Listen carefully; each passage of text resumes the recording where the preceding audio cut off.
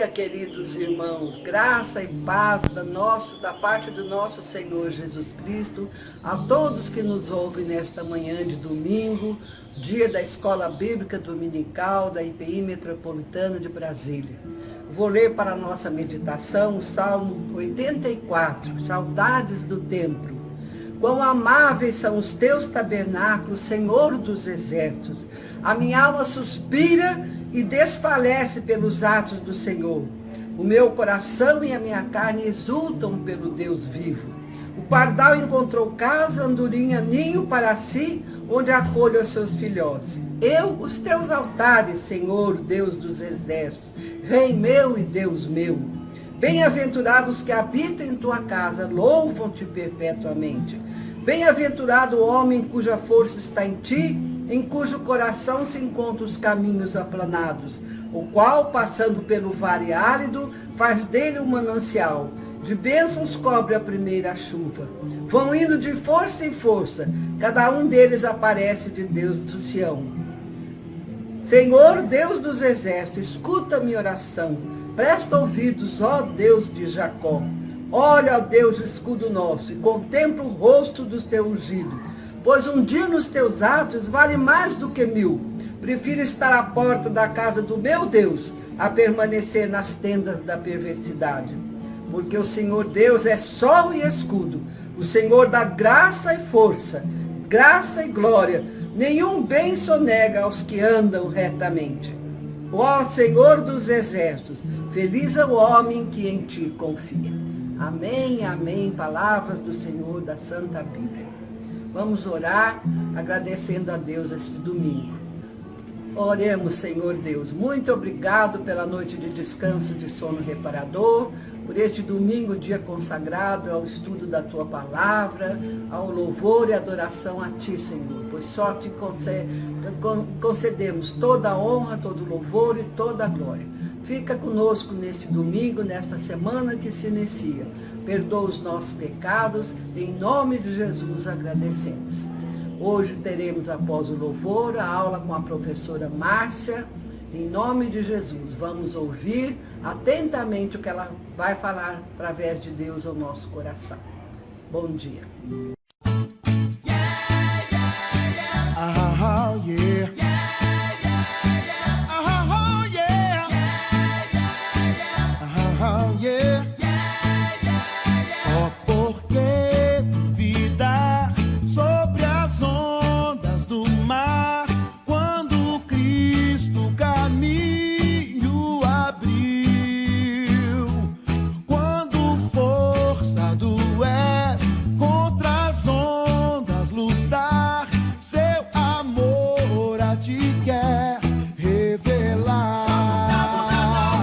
Solta o cabo da nau, toma o remo nas mãos e navega com fé em Jesus.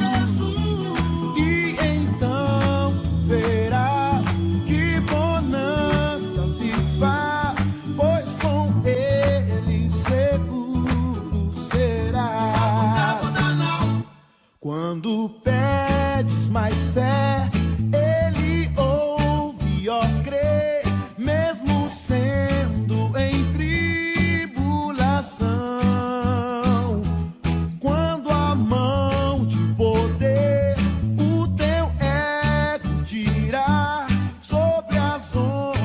poderás andar.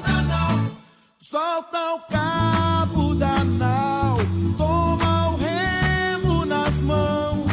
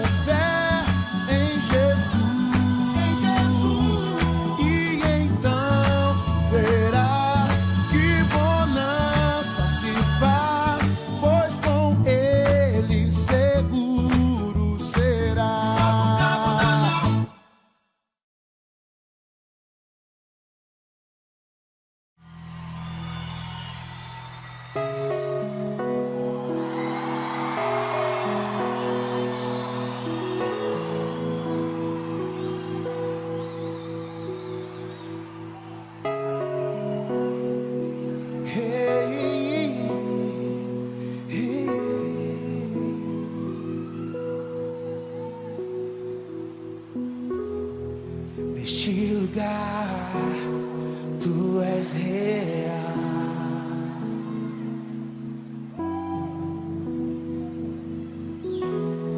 Vou me entregar totalmente.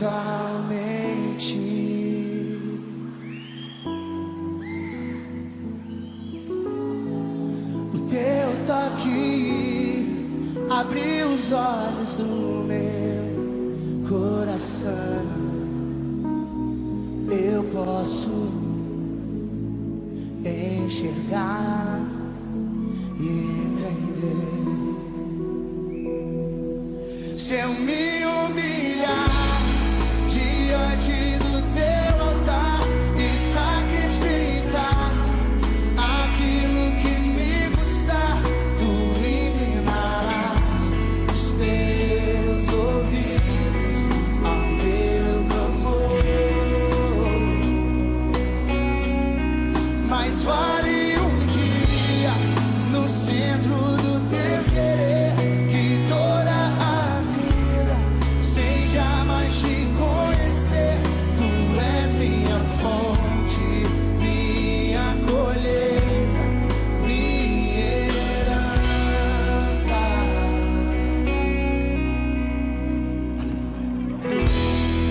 Neste lugar, tu és real.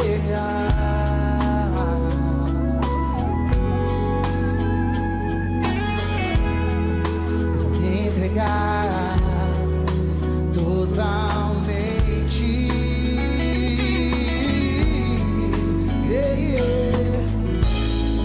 O teu toque abriu os olhos do meu coração. Eu posso enxergar e entender. Se eu me humilhar diante do teu amor e sacrificar aquilo que me custar, tu inclinarás os teus ouvidos ao meu clamor. Mas vale um dia no centro do teu querer, que toda a vida seja mais te conhecer. Tu és minha fonte, minha colheita, minha herança. Coloque as duas mãos no seu coração e agradeça, agradeça, agradeça, agradeça, agradeça.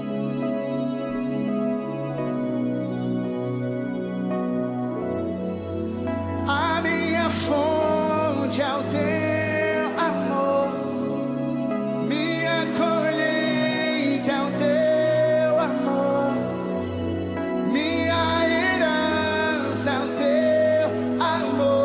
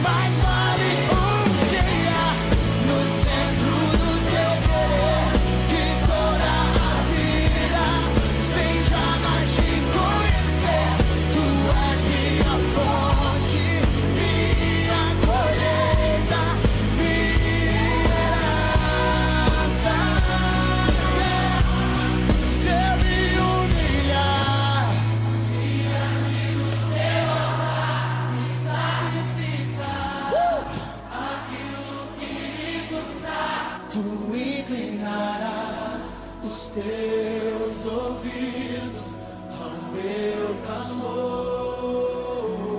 Mas vai um dia, no centro do teu querer, e toda a vida seja mais te conhecer. Tu és minha fonte, minha colheita, minha herança. Só tu és a nossa herança perfeita, que ninguém pode tirar. Yeah, yeah. Tu és a nossa fonte, nossa colheita, Jesus.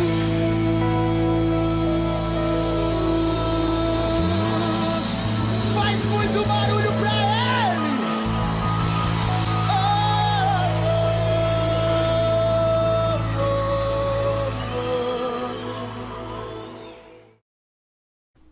Bom dia, irmãos. Eu saúdo a amada igreja com a paz do nosso Senhor Jesus Cristo. Hoje nós vamos estudar a última lição da nossa revista, que é Servindo ao Senhor em Novidade de Vida, da editora Didaquê. E hoje nós vamos falar sobre expectativa escatológica, a segunda vinda do nosso Senhor Jesus Cristo, a tão esperada segunda vinda do nosso Senhor e Salvador. Amém, irmãos? Vamos orar para nós começarmos o nosso domingo na presença do Senhor. Oremos. Senhor Deus, grande e maravilhoso Pai, é em nome de seu Filho amado, nosso Senhor Jesus Cristo, que nós nos reunimos nessa manhã de domingo como igreja do Senhor. E como igreja, Senhor Deus, nós queremos que o Espírito Santo do Senhor tenha liberdade de agir em nosso meio, nos orientando, nos ensinando, nos direcionando para o caminho correto, para o devido fim que o Senhor tem para nós, Senhor Deus, para o propósito que o Senhor tem para nós como igreja do Senhor. Por isso, Senhor Deus, nessa manhã, eu quero agradecer pelo privilégio de poder estar viva, com saúde, com desejo em meu coração, e creio que todos os irmãos também, com desejo em seus corações, de glorificarmos ao Senhor por tudo que o Senhor é em nossa vida, Pai. Obrigado, Senhor, porque nós estamos aqui, Senhor Deus, reunidos para glorificar mais uma vez essa manhã o nome do Senhor e aprendemos mais da sua palavra, Pai. É isso que eu agradeço em nome de Jesus. Amém. Amém, irmãos? Então vamos começar nossa aula de hoje. Então, nós vamos falar sobre expectativa escatológica e o nosso texto base vai ser Marcos, capítulo 13, versículos de 28 a 37. Então, Marcos, capítulo 13, versículos de 28 a 37. Vamos abrir, então, a palavra do Senhor. A palavra de Deus diz assim: aprendei, pois, a parábola da figueira. Quando já os seus ramos se renovam e as folhas brotam, sabeis que está próximo o verão. Assim também vós, quando virdes acontecer estas coisas, sabei que está próximo às portas. Em verdade vos digo que não passará essa geração sem que tudo isto aconteça. Passará o céu e a terra, porém as minhas palavras não passarão. Mas a respeito daquele dia ou da hora ninguém sabe, nem os anjos no céu, nem o Filho, senão o Pai. Estai de sobreaviso, vigiai e orai, porque não sabeis quando será o tempo. É como um homem que, ausentando-se do país, deixa sua casa, dá autoridade aos seus servos, a cada um a sua obrigação, e ao porteiro ordena que vigie. Vigiai, pois, porque não sabeis quando virá o dono da casa, se à tarde, se à meia-noite, se ao cantar do galo, se pela manhã, para que, vindo ele inesperadamente, não vos ache dormindo. O que, porém, vos digo, digo a todos: vigiai. Amém, irmãos? Palavra do Senhor. Vamos começar então a nossa aula. A revista Fim do Mundo, dessa editora que eu coloquei para vocês, ela fala na edição 137, que é exatamente essa capa aí, em uma matéria assinada por Vinícius Romanini, publica a notícia de que cientistas renomados estão afirmando que a espécie humana pode estar à beira da extinção. Segundo ele, a semente das pragas que poderão pôr fim na espécie humana foram plantadas pelas mãos do próprio homem. A mais conhecida dessas pragas é a destruição da natureza, que ameaça a sobrevivência da vida no nosso planeta. Mas há outras igualmente perigosas, cujas raízes crescem sem parar. Deixa eu voltar aqui um pouquinho. Fala que também há outras destruições perigosas, cujas sementes crescem sem parar. E os avanços científicos é a dos avanços científicos nas áreas como engenharia genética, a física das partículas subatômicas e a nanotecnologia. Então, segundo ele, o que ameaça a extinção dos nossos planetas, as pragas que podem destruir, por fim, ao nosso planeta, por fim, ao nosso mundo, ele fala que são essas as pragas, a destruição da natureza e o avanço tecnológico da genética, da ciência, né, com seus experimentos, seus produtos que destroem e podem destruir toda a humanidade de uma só vez. E a revista ainda diz: o mundo caminha para o fim, mas esse fim acontecerá não pelas mãos do próprio homem, será pelo desígnio de Deus, com a segunda vinda de Cristo. Jesus prometeu voltar ao mundo para buscar o seu povo.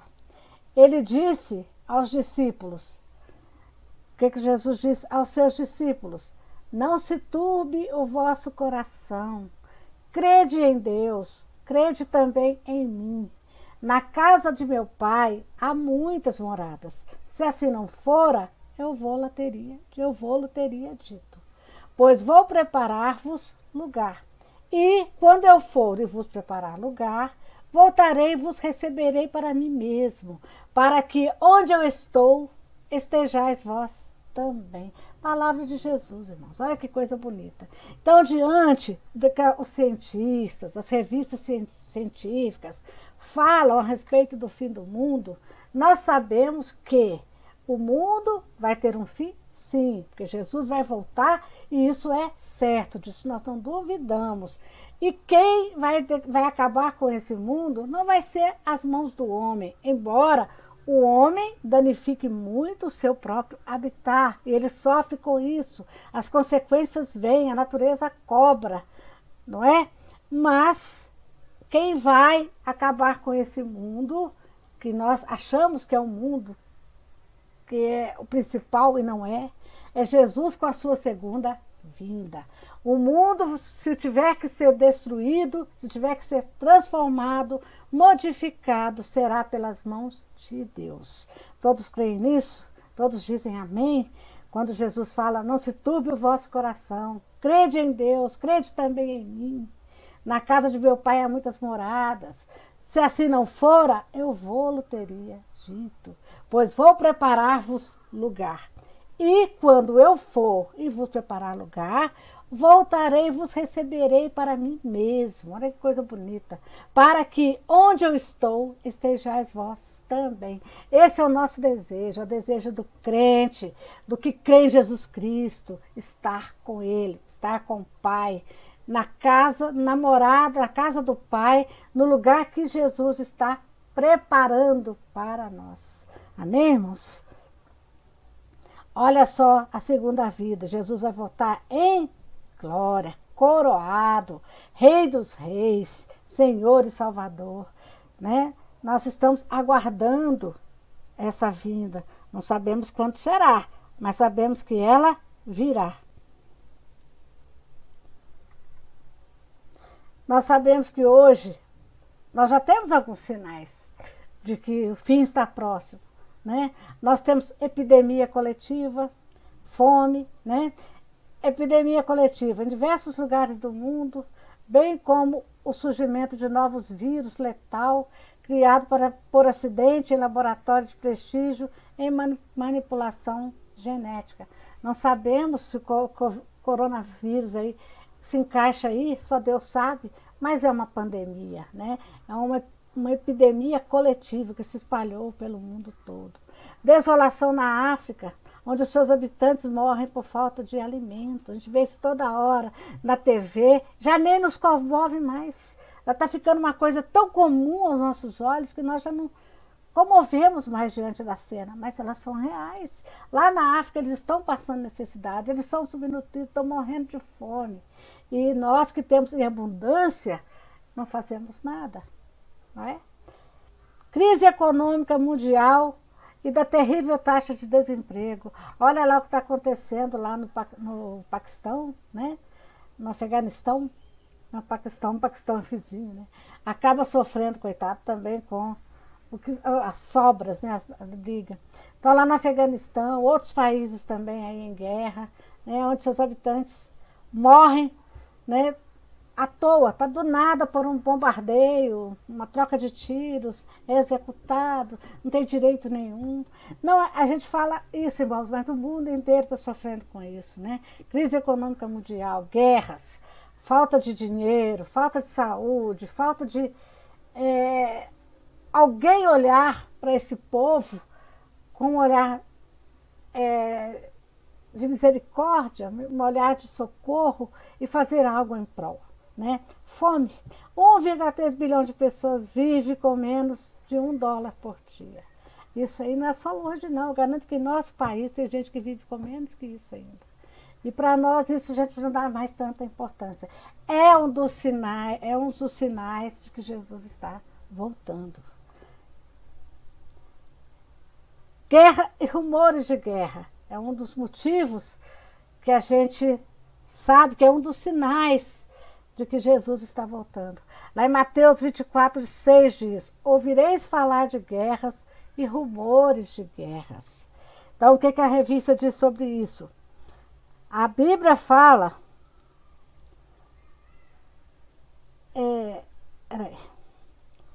A Bíblia fala que vários sinais procederão ao fim do mundo e a segunda vinda de Cristo. Ela menciona guerra e rumores de guerra, fomes e terremoto em diversos lugares, coisas descritas como o princípio das dores. Então, guerra e rumores de guerra é um dos princípios das dores, né, que vão passar o mundo até a vinda de Jesus Cristo. A vinda dos falsos profetas também é um dos sinais da vinda de Cristo.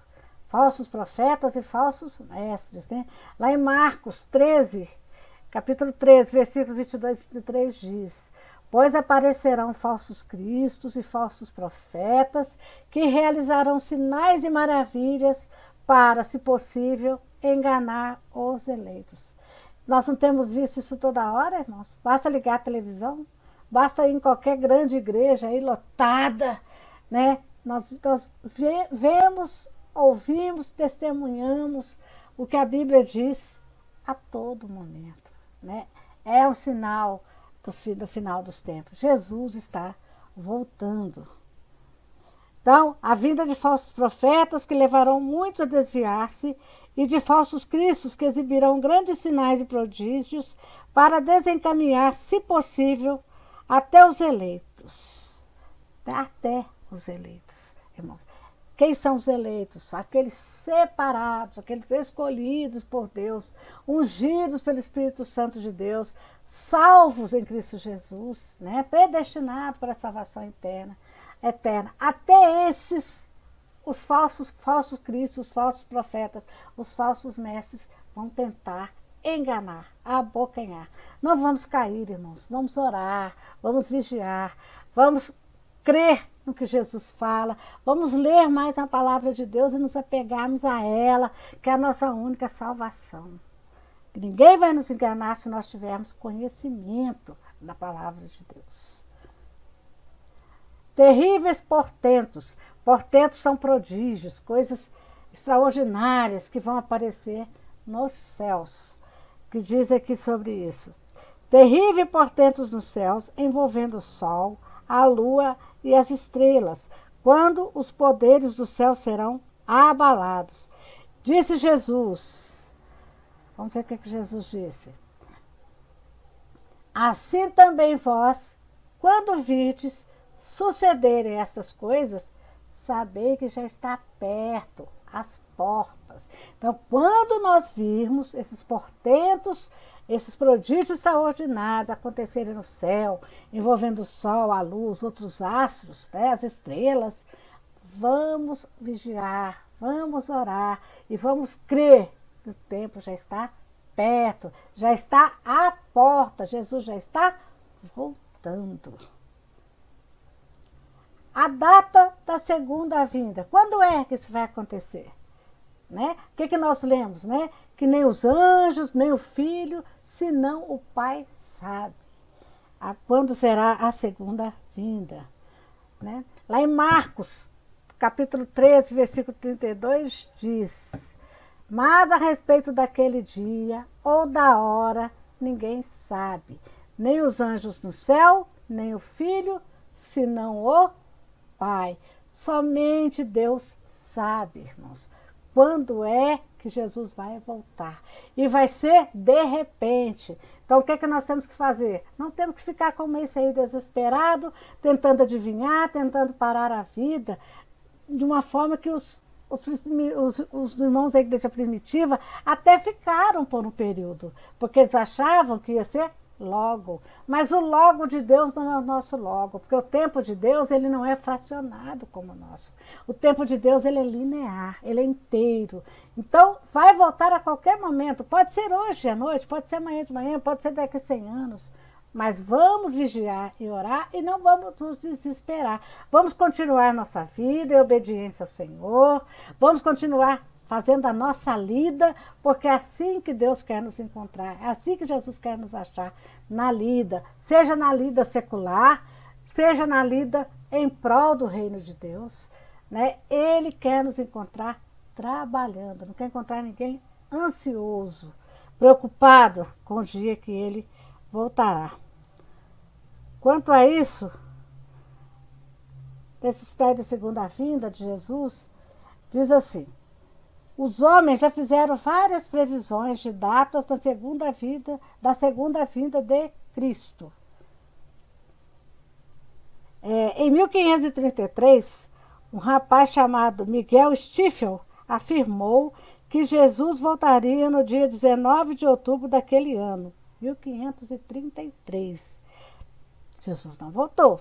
Os testemunhos de Jeová marcaram a volta de Cristo para o ano de 1874, mas como Jesus não veio, marcaram outra data, 1914. Erraram.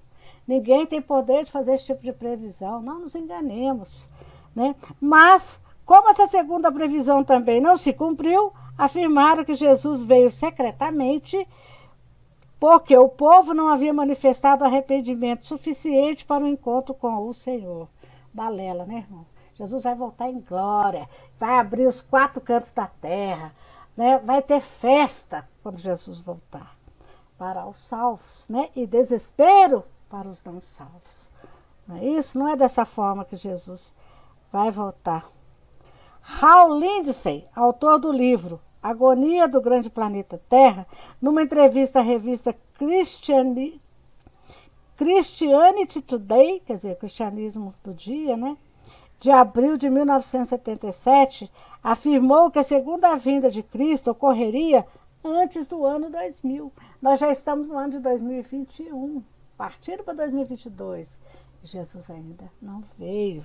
Mais uma pessoa como esse aí, ó, desesperado, tentando adivinhar o dia e a hora. não temos esse poder. A palavra de Deus é clara. Ninguém, senão o Pai. Em 2011, o grupo evangélico americano Family Radio comprou dezenas de outdoor nas principais cidades dos Estados Unidos e Canadá para anunciar que o dia do juízo final seria 21 de maio daquele ano, 2011. Daquele ano. Final seria 21 de maio daquele ano. Esses não apenas alguns exemplos das inúmeras tentativas de marcar a data da segunda vinda de Cristo. Falharam. Falharam. Isso não nos compete. Aonde a palavra de Deus cala, nós calamos também. E a palavra de Deus foi mais que objetiva, mais que clara. Não adianta especularmos, né? Nem desesperarmos, nem ficarmos igual isso aí, batendo cabeça, o relógio de um lado, o calendário do outro. Não é assim que as coisas de Deus funcionam, né? A verdade é que ninguém sabe a ocasião exata da vinda do Senhor. E todas as tentativas dos homens para determinar a data exata evidenciaram-se errôneas.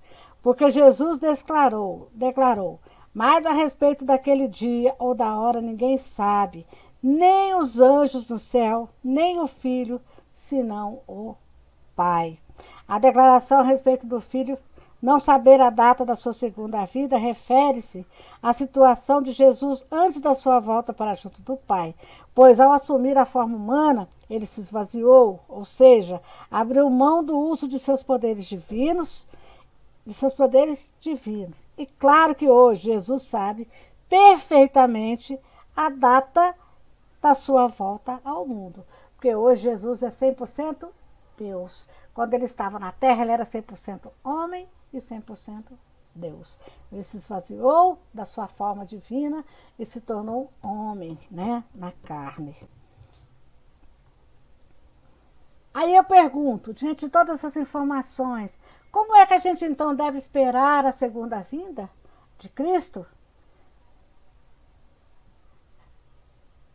Os elementos mais importantes da nossa expectativa escatológica são as atitudes e os comportamentos que a Bíblia nos ordena cultivar enquanto aguardamos a segunda vinda de Cristo, dentre os quais podemos mencionar os seguintes: como nos preparar para a segunda vinda de Cristo, né? Como esperar a segunda vinda de Cristo. Primeiro, nós temos que nos preparar, nós temos que estarmos preparados para a segunda vinda de Cristo. Aí a gente pergunta, como assim? Todas as vezes Jesus falou sobre a sua segunda vinda, a ênfase recaiu sobre a preparação para esse evento. Por exemplo, no texto básico dessa lição, encontramos esta ordem de Jesus: vigiai, pois, porque não sabeis quando virá o dono da casa, se é tarde, se é meia-noite, se é o cantar do galo, se pela manhã, para que vindo ele inesperadamente não vos ache dormindo. Então nós temos que estarmos preparados, porque se Jesus voltar a qualquer momento, nós vamos estar prontos para subirmos aos céus com ele. Amém, irmãos? A preparação para o encontro com o Senhor é a nota predominante no ensino bíblico a respeito da segunda vinda de Cristo. Preparação para a segunda vinda de Cristo. O crente, o servo, tem que estar preparado para a vinda do seu mestre. Ele vai chegar a qualquer momento, ele quer achar a casa arrumada. As coisas que ele ordenou devem estar todas feitas. Eu devo estar com todas as tarefas em dia. E Jesus nos ordenou muita coisa, nos ordenou. Jesus não nos deixou ocioso aqui na terra. Ele nos deu missões, ele nos deu ordem, ele nos mandou fazer, ele nos preparou para fazermos, ele nos deu um ajudador, que é o Espírito Santo. Ele nos deu um consolador, que é o Espírito Santo. Então nós não vamos ter desculpa diante dele para não termos feito o nosso trabalho. Então vamos preparar, fazer tudo bem feito todos os dias, para quando Jesus vier, eu estar pronto, preparado. A segunda forma de eu me preparar para a segunda vida de Cristo é ter uma expectativa da volta de Cristo. Quando eu quero muito uma coisa, eu fico na expectativa daquela coisa acontecer logo. Essa expectativa da volta de Cristo não pode faltar no coração de um servo fiel, um servo que ama seu mestre, um servo que quer estar, um servo que quer mostrar para o seu mestre que ele aprendeu, que ele fez tudo direitinho, que quer prestar contas ao seu mestre e ser o que? Aprovado pelo mestre, né? Então, nós temos que ter essa expectativa. Então, a expectativa está relacionada naturalmente com a preparação, mas há uma diferença de ênfase. É possível o cristão estar preparado para a segunda vinda de Cristo, mas não ter uma atitude de expectativa de sua vinda. A ênfase de Jesus tinha este alvo, por causa da certeza do fato da volta do Senhor e por causa da incerteza quanto ao tempo de sua volta, os cristãos devem estar alertas e vigilantes para aquela realidade. A volta de Cristo é uma realidade? Sim. Eu estou me preparando para essa realidade acontecer? Sim. Eu tenho expectativa que essa realidade aconteça logo? Sim. Né? Faz parte. Né? Eu tenho que ter, então, expectativa da volta de Cristo. A terceira coisa, eu tenho que ter paciência. Eu não sei quando, não sei a hora, não sei se de dia, se de noite, não sei se eu vou estar trabalhando, se eu vou estar dormindo, né? Eu tenho que ter paciência. Tiago fez a seguinte recomendação: sede, pois, irmãos, pacientes, até a vinda do Senhor. Eis que o lavrador aguarda com paciência o precioso fruto da terra, até receber as primeiras e as últimas chuvas. Sede vós também pacientes e fortalecei o vosso coração, pois a vinda do Senhor está próxima. Amém? Irmãos, todos creem nisso, a vinda do Senhor está próxima. Vou ser paciente, vou fortalecer meu coração, vou procurar fazer todas as coisas com excelência para o Senhor. Vou contribuir 100% do meu tempo, da minha vida, da minha saúde, da minha inteligência, da capacidade que Deus me deu para o reino de Deus, para ser aprovado pelo Senhor quando Ele vier, subir com Ele em glórias, né? Estar com Ele no lugar que Ele preparou para mim na casa do Pai, viver eternamente na presença de Deus. Isso irmãos, é a alegria de todo e qualquer cristão, todo e qualquer crente em Cristo Jesus. Amém? Lá em Hebreus 10, 36 e 37, o autor de Hebreus diz o seguinte: com efeito, tendes necessidade de perseverança, para que, havendo feito a vontade de Deus, alcanceis a promessa que Jesus nos fez. Porque ainda dentro de pouco tempo, aquele que vem virá e não tardará. Então Jesus vai voltar logo e vai cumprir a promessa que Ele nos fez. Promessas maravilhosas, alegria para os nossos corações, e nossa alma fica em júbilo diante do que a gente leu. Né? A palavra perseverança nesse texto, ela expressa a capacidade de ficar embaixo de uma carga quando esta é pesada. E a ideia transmitida é que o cristão deve permanecer embaixo da responsabilidade de aguardar a volta do Senhor, ou, em outras palavras, o cristão não pode desanimar pelo fato de parecer que a volta do Senhor está demorando a acontecer. Então, nós temos que ter paciência e perseverança. Vai acontecer. Aquele que vem virá e não tardará. Creia somente, vigie, ore e vamos ser mais que vitoriosos quando Cristo voltar, com Cristo. Outra característica que nós temos que ter para aguardar a segunda vinda de Cristo: alegria. Lá em Hebreus 12, 2 diz: olhando firmemente para o autor e consumador da fé, Jesus, o qual, em troca da alegria que lhe estava proposta, suportou a cruz, não fazendo caso da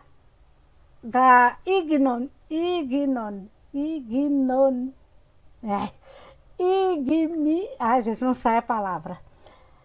E está sentado à destra do trono de Deus. Então, Jesus trocou a alegria que lhe estava proposta, né, pela cruz, pela dor da cruz, não sentiu vergonha diante do que estava acontecendo. E hoje ele está sentado à destra do Pai no trono. Amém, irmãos? Essa alegria nós não podemos perder. Que alegria é essa? A alegria de sabermos que Ele vive e que Ele reina. Ele é por nós. Jesus venceu. Jesus é rei, vivo. Sobre a alegria, o apóstolo Pedro escreveu sobre essa dificuldade que os cristãos estavam enfrentando em seus dias e lhes fez a seguinte recomendação. Deixa eu ver se eu anotei aqui para vocês. Pelo contrário, alegrai-vos da medida em que sois coparticipantes do sofrimento de Cristo, para que também na revelação de sua glória vos alegreis exultando. Então, quando nós lemos que Jesus trocou a alegria pela dor da cruz, e hoje venceu, está sentado, coroado, rei, ao lado do Pai, nós temos que nos alegrar sabendo que nós também somos coparticipantes, tanto do sofrimento de Cristo, como também da sua alegria, de sua glória, porque nós vamos reinar com Ele. Amém, irmãos? Isso significa que pensar na volta do Senhor deve ser em todos os tempos motivo de regozijo para cada crente. A volta do Senhor significa o triunfo final da grande obra redentora de Deus em Cristo. E esse triunfo final não pode significar para os cristãos outra coisa senão gozo e alegria. Triunfo final, gozo e alegria. Amém? Também, para nós aguardarmos a segunda vinda de Cristo, nós temos que ter a nossa vida consagrada a Deus. O que é ter uma vida consagrada? O apóstolo Paulo diz, Pedro, né? Por essa razão, pois, amados, esperando essas coisas, empenhai-vos por seres achados por ele em paz, sem mácula e irrepreensíveis. Então, como é que Deus, quando Jesus voltar, Ele quer nos achar? Nós temos que nos empenhar para que quando Jesus voltar, nós sejamos achados por Ele em paz, sem mácula e irrepreensíveis. Então, irmãos, vamos cuidar da nossa santificação, vamos melhorar cada dia mais, vamos ser cada dia mais parecidos com Cristo. Vamos procurar viver a vida em paz, sem briga, sem confusão, fugindo das coisas mundanas que nos tiram a paz, né? Viver uma vida sem mácula. E não vamos procurar ser irrepreensíveis diante de Deus.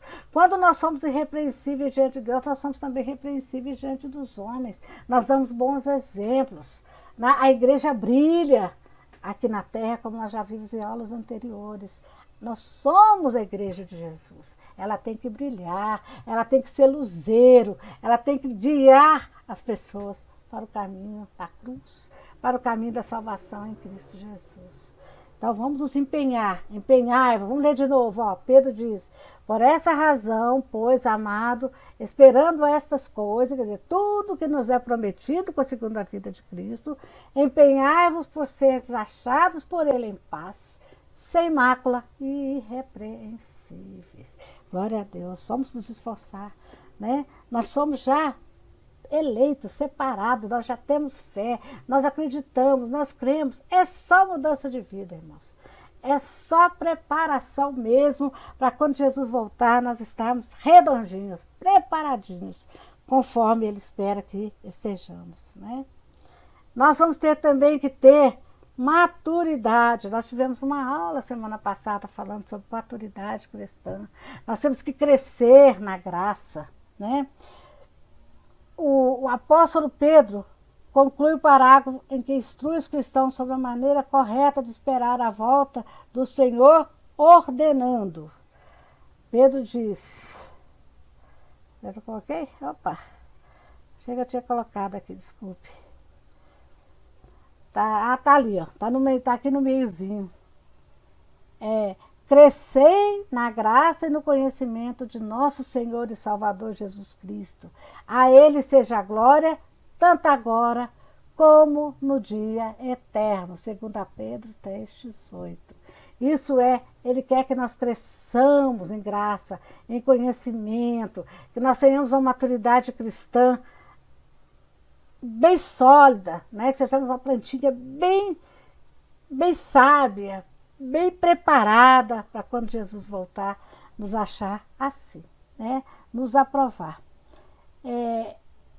Crescer na graça e no conhecimento de nosso Senhor e Salvador Jesus Cristo. A vida cristã nunca é estática. O alvo ou ideal do cristão deve ser continuar crescendo e se desenvolvendo até chegar à maturidade como um filho de Deus. E é assim que o cristão deve aguardar a segunda vida de Cristo, com maturidade, né? Como um crente pronto, preparado para subir e reinar com Jesus Cristo. E para terminar, irmãos, eu coloquei esse relógio dizendo: o tempo está acabando. Você vai ficar com Jesus Cristo ou ficará com o mundo? É uma pergunta. É para nós olharmos para nós mesmos, já que nós temos que vigiar e orar. Vigiar e orar. Às vezes nós temos que nos fazer algumas perguntas e procurar responder para nós mesmos. Não vamos nos enganar. Não vamos deixar o mundo nos enganar, né? Você vai ficar com Jesus Cristo ou ficará com o mundo? Você vai se preparar a partir de hoje para quando Jesus voltar, você estar pronto, aprovado, ou você vai ficar com o mundo? Vai sofrer eternamente junto com o mundo, né? Não troque Jesus por momentos. Momentos podem fazer você perder sua eternidade de paz. Nós também não sabemos quanto tempo é que nós vamos estar aqui, aguardando a vinda de Cristo, ou se nós vamos ao encontro de Cristo a qualquer momento. Eu posso dormir hoje, amanhã acordar na glória, não é? Quantos irmãos, né, estão dormindo e acordando nos braços do Pai, né? Então vamos pensar nisso. O tempo está acabando. Jesus está voltando. Vamos estar preparados para quando Ele chegar, Ele nos aprovar. Amém? Então, que Deus abençoe a todos vocês. Essa foi a nossa aula de hoje. Foi a última aula dessa nossa revista, Servindo ao Senhor em Novidade de Vida, da editora de Daqui. Aulas fantásticas, assuntos muito bons. Eu tenho certeza, irmãos, que edificou muito a vida de todos vocês. Porque ouvir a palavra de Deus, estudar a palavra de Deus, é como ir na escola e de repente descobrir que já sabe ler. Não é? As palavras de Deus vão entrando em nossa mente, em nosso coração e vai gerando, dia após dia, mudança em nossas vidas. Quebra de paradigma. E sempre para melhor. Amém? Que Deus os abençoe e eu aguardo vocês à noite para o nosso culto de adoração ao nosso Deus.